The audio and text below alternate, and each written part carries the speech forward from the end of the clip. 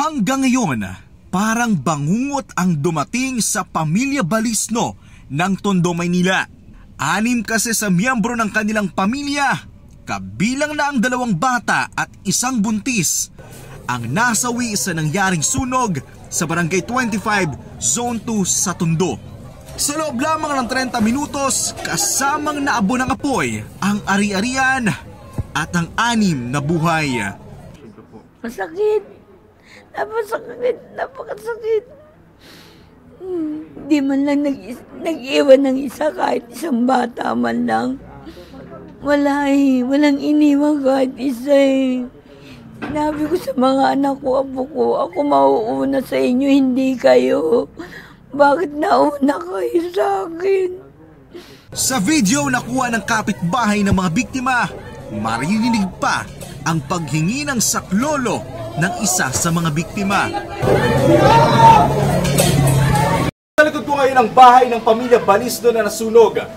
Dito sa ikalawang palapag ng kanilang bahay nagsimula ang apoy at ang lahat na 6 na biktima ay natrap sa ikatlong palapag. 6 na buwang gulang ang pinakabata sa mga biktima at ang isa pang bata ay magdadalawang taong gulang pa lamang. Nasawi rin sa nangyaring sunog ang isang 4 na buwang buntis. Yakap-yakap ng anak ko yung mga apo ko para lang hindi masaktan yung mga apo ko. Yakap-yakap sila, magkayakap silang pamilya. Yung isang pamangkin ko naman, magkayakap din, kaya lang wala. Gusto nilang lumabas, hindi sila makalabas. 11 kataong nakatira sa loob ng bahay at ang iba ay maswerteng nakaligtas dahil natutulog sila sa unang palapag ng bahay. 2 ang naitalang sugatan sa nangyaring sunog, kabila ng isa nilang kaanak na natutulog sa ika-4 na palapag, ngunit mula sa rooftop ay tumalon ito. Base sa inisyal na investigasyon, pumutok na bumbilya ang pinaka naging mitya ng apoy.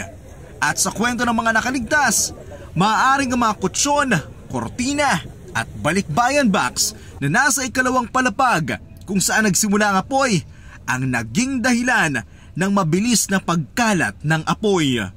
Samantala, wala naman ang iba pang nadamay na bahay at pamilya sa nangyaring sunog.